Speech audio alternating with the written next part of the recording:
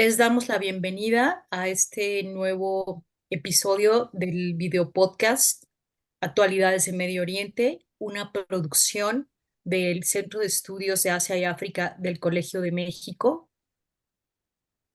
En este día nos acompaña la doctora Camila Pastor. Ella es profesora investigadora de la División de Historia del Centro de Investigaciones y Docencias Económicas de CIDE de la Ciudad de México. Sus líneas de investigación como antropóloga son la migración, el género, la jerarquía en los contextos coloniales y poscoloniales del Medio Oriente, tanto en África del Norte y América Latina. Ha impartido diversos seminarios de posgrado y pregrado en la UCLA, en el CIDE, en el Colegio de México y en el Instituto Mora. Es autora de diversos textos, libros, ha coordinado diversas investigaciones sobre estas temáticas y ha recibido premios y distinciones internacionales por su trabajo y compromiso con la academia y con las causas sociales. El día de hoy la entrevista la realiza nuestra compañera investigadora, doctorante, la maestra Ariana Pani. Muchas gracias, Araceli, muchas gracias, Camila, por aceptar la invitación. Estamos muy contentas de que estés con nosotras y, bueno, para mí es un placer poder entrevistarte. Organizamos esta entrevista en el marco del 8 de marzo, un día muy importante en México y el mundo, porque creemos que es importante y necesario hacernos algunas preguntas acerca de lo que está pasando en Gaza y de manera más general e histórica de lo que ha pasado en las últimas décadas en relación con la violencia de género y con la violencia contra las mujeres en Palestina. Y bueno, para eso invitamos a la doctora Camila Pastor, quien nos ayudará a entender algunas cuestiones e implicaciones a la hora de hablar de estos temas.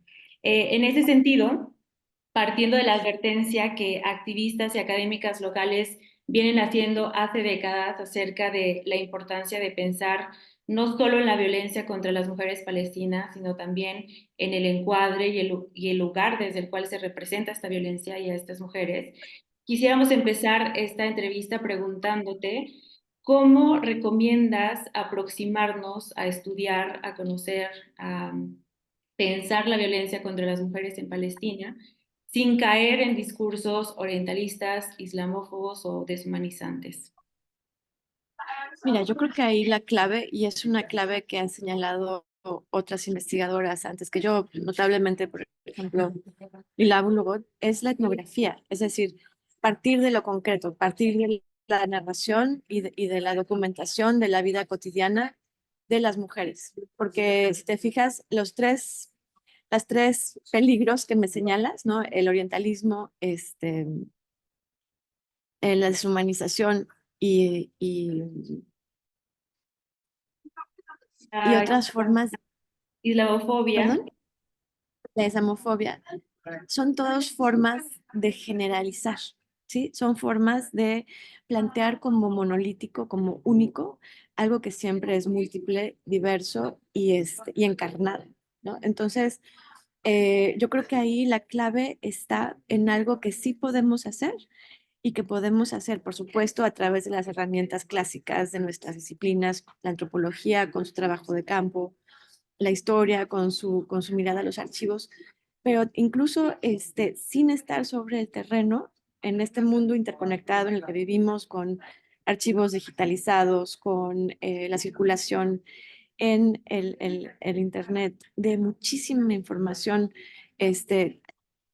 hay tantas formas de acercarse a la realidad de la región y hay que partir de ahí, hay que partir de la observación concreta, de la observación, pero también yo diría como antropóloga que soy, de la observación participante, es decir, de una observación que tiene en mente la historia de lo que estamos observando, que tiene en mente, que se implica, que asume un compromiso con lo que se observa y con lo que entonces después vamos a hacer nosotros como observadores proponiendo una representación, ¿no? Porque finalmente es un poco lo que decíamos ahora, ¿no? Que quieren que les hable yo como antropóloga desde una mirada académica que se puede y es importante, pero también es fundamental dar lugar, o sea, dar espacio a las voces locales, a las experiencias locales,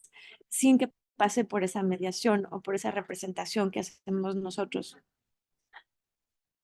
Claro, y en ese sentido, para, digamos, la audiencia mexicana que tal vez no conoce necesariamente nombres, ¿no? O algunas fuentes a las que pudiera aproximarse para tener un contacto más directo, ¿tienes alguna recomendación de dónde podrían empezar para conocer un poco, como dices, ¿no? O sea, la experiencia más Ujú. localizada y más directa a pesar de la distancia, ¿no?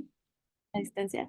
Pues mira, hay varios espacios que tienen proyectos de traducción importantes. Hay un grupo en España, por ejemplo, que se llama Alfanar. Eh, Hay un grupo en Chile, también hay grupos en Colombia, que se dedican a hacer como traducción de medios, por ejemplo, ¿no? O sea, hacer como resúmenes de prensa. Pero en realidad yo creo que eh, la, mm, la diversidad y la riqueza del Internet hoy día es tal. Sé que es un medio complejo a navegar y que justamente quien lo navega sin una formación sobre la región de repente se encuentra con un mar, ¿no? De hechos, de representaciones, de imágenes.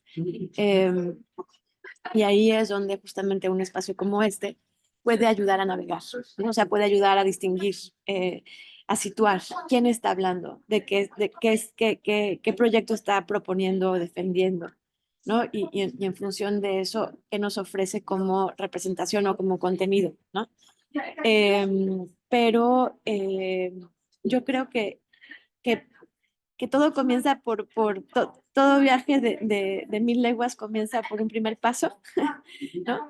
Como dicen los filósofos chinos, y hay que lanzarse al encuentro con el otro, y ese es el primer paso, ¿no? Perfecto.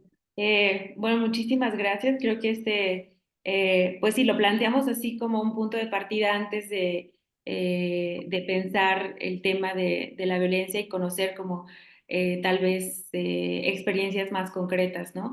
Y en ese sentido, una vez, digamos, delineadas los riesgos de abstraer y no de, justo, ¿no? Como de ubicar la discusión. Quisiéramos ahora preguntarte sobre algunas particularidades de los tipos de violencia que enfrentan mujeres concretas en Palestina, históricamente, pero sobre todo y particularmente en el contexto actual.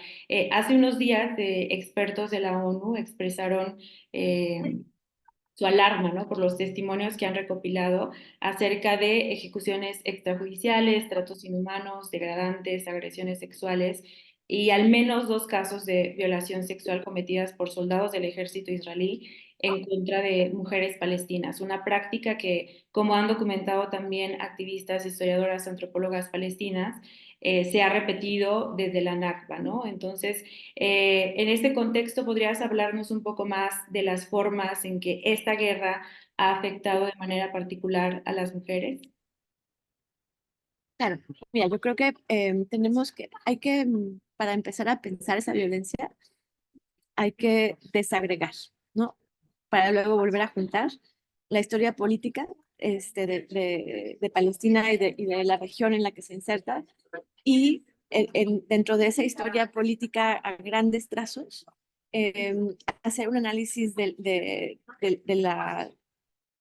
los procesos que son diferenciales por género, ¿no? O sea, porque finalmente todos los procesos sociales tienen ese punto de quiebre, ¿no? O tienen esa beta de diferenciación eh, que, que constituye la construcción de un orden de género en la que pueden haber dos o más géneros, ¿no?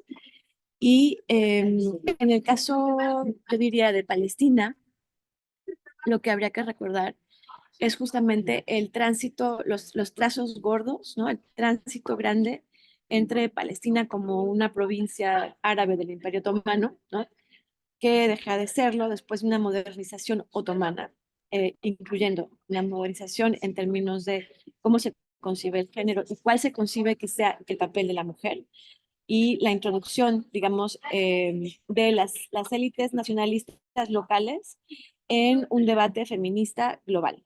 Entonces, la participación de las mujeres urbanas de Palestina, muchas veces mujeres que formaban parte de familias nacionalistas, en las que también los hombres de esas mismas familias eran, digamos, militantes o activistas nacionalistas de un nacionalismo árabe frente al espacio otomano o las autoridades otomanas, y la forma en que eso se va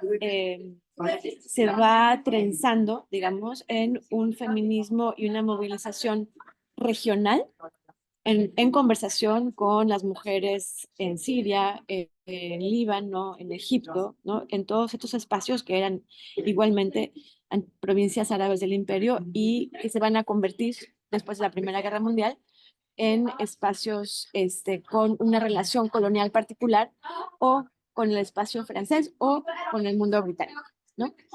Entonces, ahí creo que lo que hay que entender primero es ese tránsito de cómo se reconfigura el género y el papel de las mujeres en el paso del momento otomano al momento de los mandatos, o sea, al momento colonial europeo, que dura de 1918 a, en el caso de Palestina, al 48, ¿no?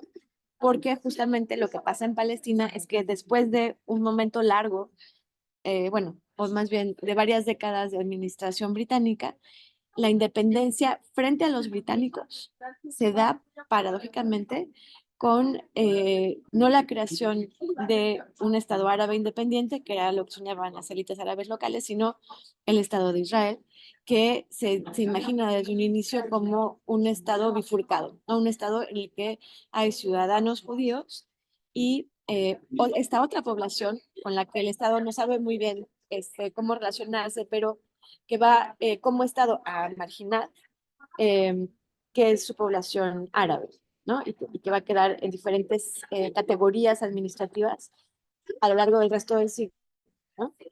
Entonces, y bueno, ahí durante la segunda mitad del siglo XX habría que distinguir entre los momentos, digamos, largos de consolidación del Estado de Israel frente a esta población árabe y los momentos justamente en que esa población irrumpe en el proyecto de Estado israelí y lo reta, ¿no? O lo cuestiona. Y entonces tenemos más hacia finales del siglo XX los dos grandes levantamientos populares que son las intifadas, ¿no? En 87 y en el año 2000. Y ahí otra vez las mujeres juegan un papel fundamental, visible, ¿no? En la protesta. Y aquí lo que es importante es también entender la forma en que eh, eso va conformando formas de participación. O sea, porque finalmente, para la mayor parte de mis colegas, digamos, la participación política de las mujeres en el espacio palestino es antigua, ¿no? Viene de los años 20 y al mismo tiempo está como condicionada por o subordinada al proyecto nacional palestino, ¿no? O sea, la idea está justamente de que tenemos un grupo coherente o por lo menos coherente frente a la inmigración judía europea a la zona y que propone una autonomía y el derecho a un territorio y a un Estado propio, ¿no? Entonces, eso por un lado, como para darnos un trazo grande, ¿no? Y después de la segunda intifada, a partir de 2006, otra vez una bifurcación entre el feminismo o la movilización femenina dentro de los proyectos administrativos palestinos, que se divide entre, y esto es algo que ha trabajado muchísimo Islach Jan, de la Universidad de Birzeit, la participación de las mujeres con un perfil dentro de un proyecto definido por la autoridad palestina en las zonas de, del Banco Oeste, ¿no? Como le llaman, y el proyecto social o el proyecto de sociedad que le da un espacio también a la mujer, pero en otros términos y definido de otra manera, bajo la autoridad de Hamas en Gaza, a partir del 2006. Entonces tenemos una especie de bifurcación entre una participación de las mujeres definida como secular, entendida como más individual, de una mujer urbana, autónoma, profesional en las zonas de Ramallah y del oeste, y por otro lado, la construcción de un espacio político para una mujer que se define más bien en términos de un modelo social más conservador, islamista, y que entonces propone una especie de feminismo islámico que la inserta en el espacio público y en el activismo político, pero con otro perfil y otro horizonte de acción, si quieres, ¿no? Entonces, esos son como los trazos grandes. Y después hay que pensar entonces que esta mujer palestina sufre las mismas violencias o sufre las violencias grandes, ¿no? De los diferentes periodos por los que atraviesa esta formación social en la que ella es partícipe, ¿no? Que son, pues primero los de la administración otomana, ¿no? Después los del proyecto colonial británico y después los cambiantes, ¿no? Del Estado de Israel. Y en los tres casos podríamos decir, pues forma parte de un segmento social que está subordinado al Estado, ¿no? Que está subordinado a un proyecto que que excluye primero a la población árabe dentro de un proyecto otomanista que se empieza a turquificar. Después, en el contexto de una administración colonial británica, y finalmente en el contexto del Estado de Israel. Entonces, hay esa continuidad, ¿no? Y por otro lado, tenemos la crisis actual, y hay que llegar ahí y hay que hablar de eso. Y también hay que pensar que justamente esta guerra en Gaza no es la primera. Eh, que Gaza ya se pensaba como una especie de prisión a cielo abierto, ¿no? Desde antes, y que tuvo varios momentos de muy grave crisis, 2008, 2009, 2014, ahora esta guerra sobre Gaza, y la forma en que esa guerra efectivamente toca de forma diferencial los cuerpos y las experiencias de hombres y mujeres, ¿no? Y entonces, ahí hay cuestiones comunes, obviamente, como el desplazamiento, ¿no? O sea, como esta demanda que hace el Estado después del ataque de Hamas el 7 de octubre de evacuar, ¿no? En realidad, eso en lo que se traduce es en la creación de nuevos refugiados, la nueva creación de refugiados, porque hay un 85% de la población de la Franja de Gaza que está desplazada fuera de sus espacios de vida, pero además esos espacios se convierten en el blanco de una política de exterminación, no nada más de las personas, sino también del espacio construido urbano, que ha sido destruido en un 60%, ¿no? Según los estimados que tenemos ahorita. Entonces, hay dos problemas muy fuertes, ¿no? De entrada, el desplazamiento de la población, que los obliga a convertirse otra vez en refugiados, y la destrucción del espacio. O sea, no hay nada más que te vas a desplazar de forma temporal, sino que no hay a dónde volver, ¿no? Otra vez la pregunta del retorno. Después tenemos otros problemas comunes que se van agravando en estos 5 meses de guerra, que tienen que ver con, por ejemplo, el hambre, ¿no? La escasez de comida y la escasez de agua, que afectan por igual a hombres y mujeres en términos de que hay una amenaza de hambruna y hay un sufrimiento constante y hay una falta de alimento suficiente para un 90% de la población de Gaza. Y sin embargo, eso se traduce de forma diferencial en cuerpos femeninos y en cuerpos masculinos. Y ahí te puedo hablar un poco sobre, tú me preguntabas en las preguntas que me enviaste sobre esta idea del sumud, ¿no? De la persistencia o la resistencia. Y me quisiera centrar, porque es parte de mi investigación actual, pero también porque es parte de una conversación con otras colegas sobre las que te puedo hablar también, sobre la cuestión de la reproducción y del cuerpo femenino como un cuerpo que produce vida, ¿sí? Porque justamente creo que uno de los papeles claves que ha asumido la mujer palestina, la mujer en Palestina en medio del conflicto y como actor político, tiene que ver con la producción de vida, con crear vida y sostenerla frente a condiciones que hacen de ambas eh, intentos algo muy complejo, ¿no? Y muy difícil de sostener. Entonces, te quería hablar un poquito del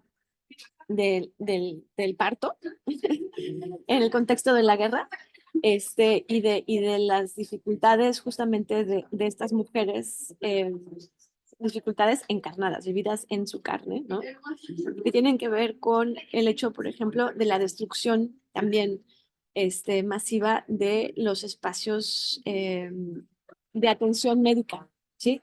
Y de los espacios que ofrecen un acompañamiento a la salud en general, ¿no? Porque sabemos que se han reducido de forma drástica. No te puedo dar números, tengo aquí de 36 hospitales, hay solamente 9 que quedan parcialmente funcionales, de 22 centros de salud de la ONU, de la Organización de Refugiados de la ONU, 7 quedan operacionales parcialmente, ¿no?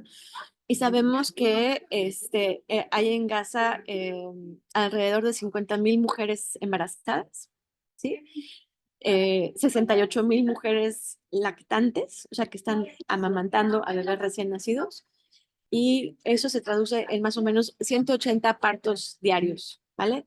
Entonces están sucediendo, no nada más en condiciones de guerra, sino en lo que eso implica de falta de atención a la salud prenatal durante el parto y postnatal. Entonces, por ejemplo, una crisis de vacunación, no hay vacunas para los recién nacidos. Tampoco hay certificados de nacimiento, ¿no? Entonces, es una población que queda fuera de la contabilidad de los estados, ¿no? Todos los niños que nazcan o que han nacido en estos meses de guerra, tanto los que han nacido como los que mueren, porque además justamente son condiciones que vulneran extremadamente a estos cuerpos reproductores, ¿no? Entonces, hay una extrema escasez de doctores y de parteras que puedan acompañar esos procesos, que también es algo que ha señalado la ONU porque se han reducido en un 70%. Ay, perdóname por decirte estas cosas, lo sé. Y eso implica que se han reducido en un 70% tanto porque han sido blancos de la guerra, ¿no? Entonces del Estado,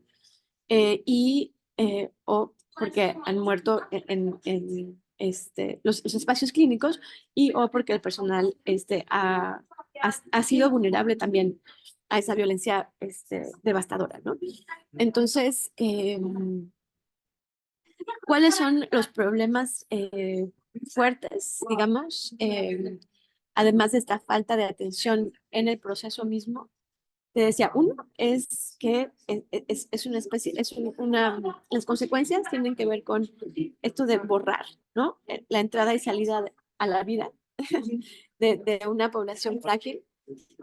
Y también, por ejemplo, el hecho de que la hambruna está causando problemas graves para sostener el amamantamiento y no hay, evidentemente,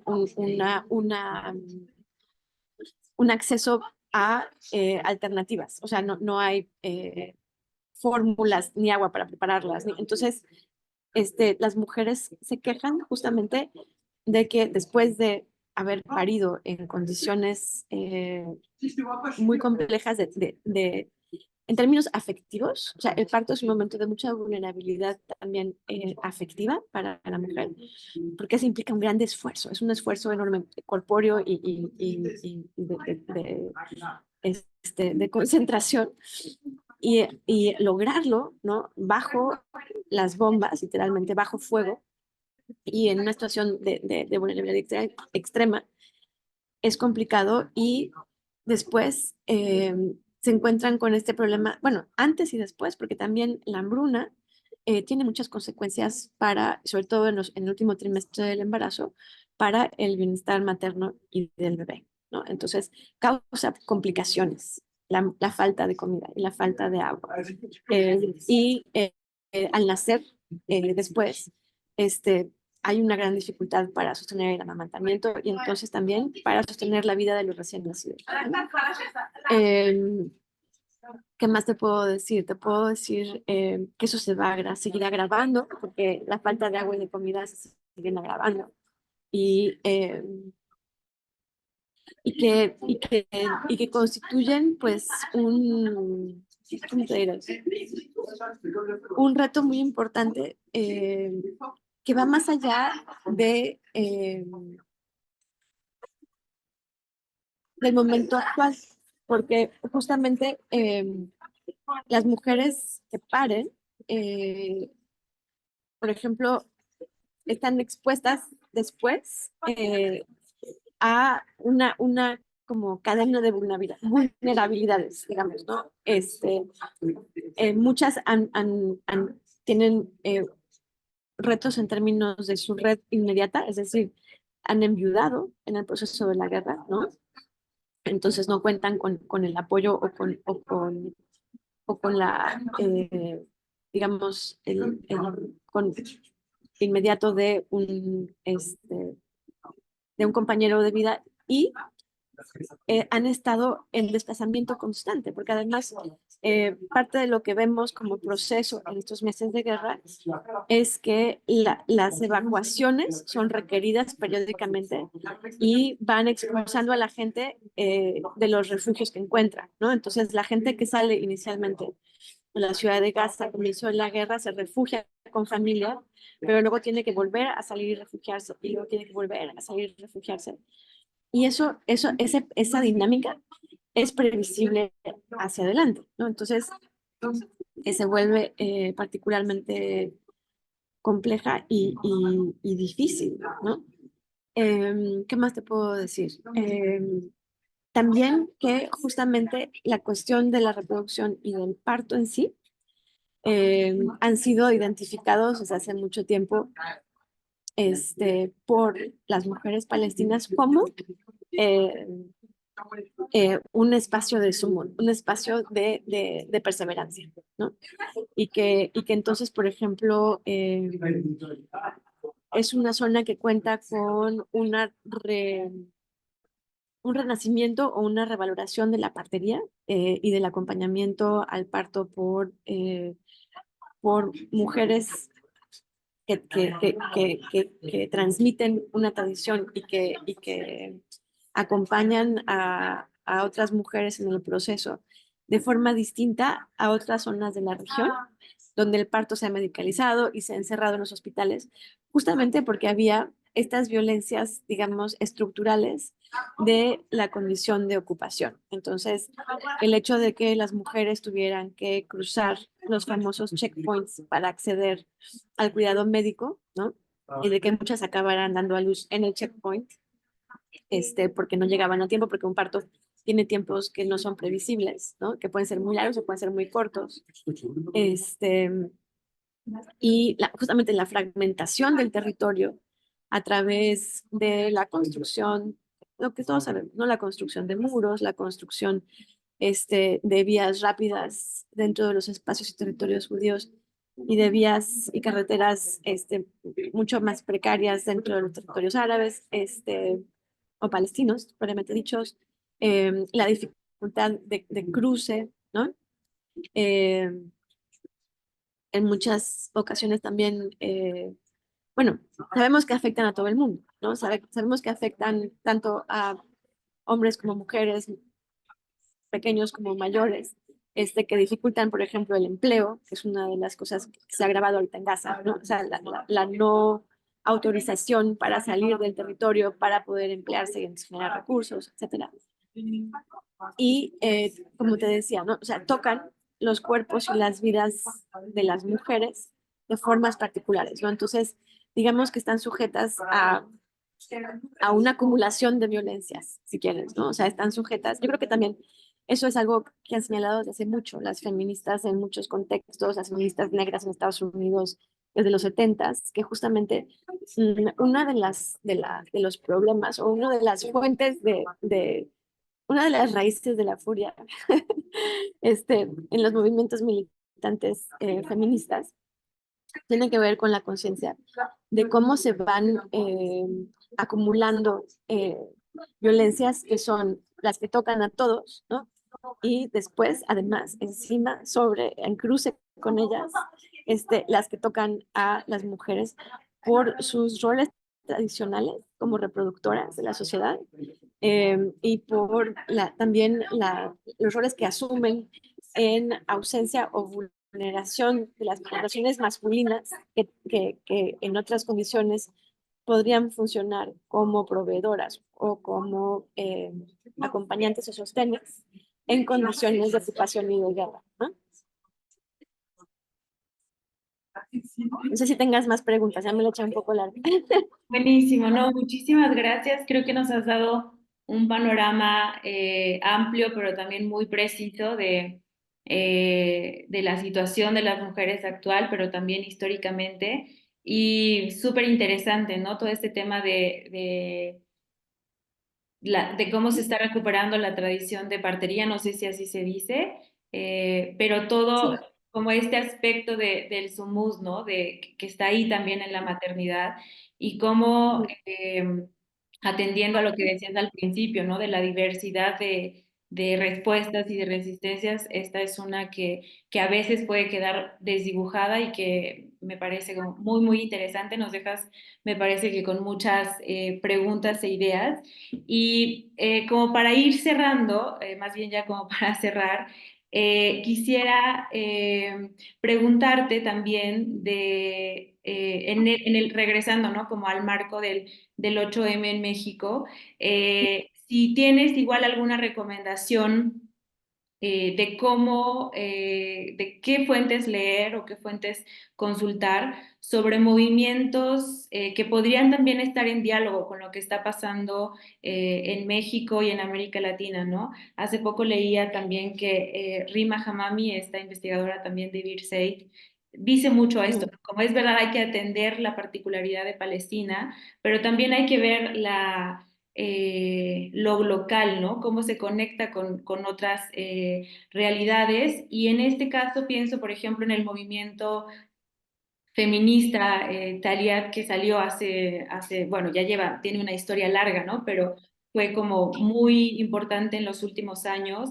Entonces, para la gente que podría estar interesada en conocer más de las respuestas y de resistencias de las mujeres palestinas, no sé si nos podrías recomendar ya sea fuentes o cómo conocer, ¿no? Cómo aproximarnos a estas respuestas diversas de las mujeres palestinas.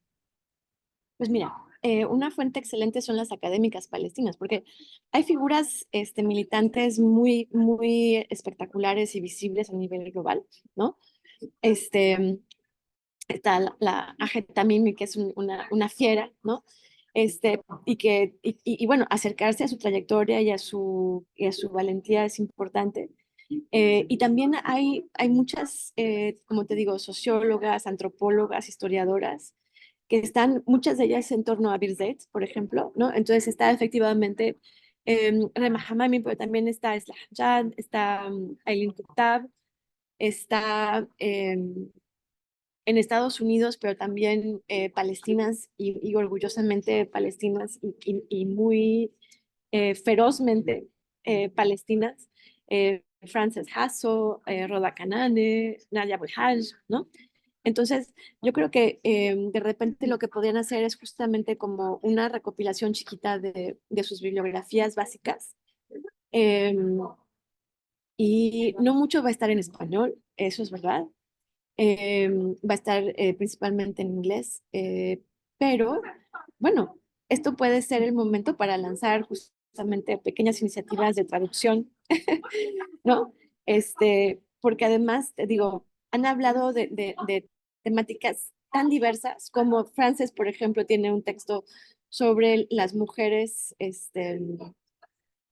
como luchadoras extremas en el contexto militante, entonces las mujeres que se autoinmolan, por ejemplo, en Palestina, ¿no?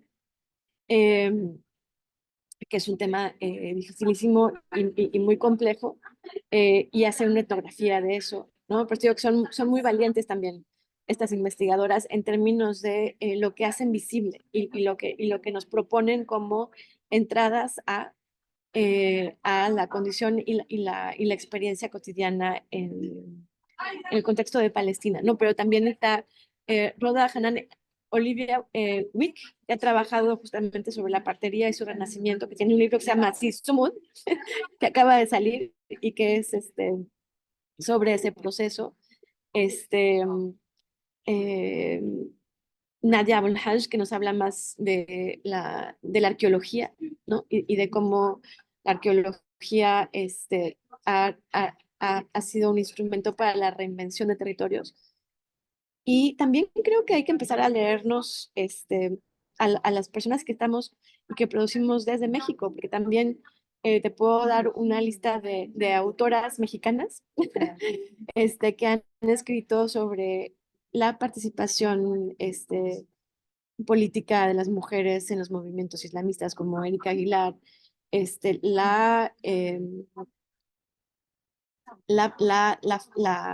el papel de la producción de mapas arqueológicos y la cartografía en el proceso de colonización de Palestina, una tesis buenísima que hizo este, una alumna que trabajó conmigo, Mariel Mera, el trabajo sobre la profesionalización de los periodistas palestinos de Nofret Vilchis. O sea, yo, si quieren leer sobre parteras y partería, pueden leer de mí.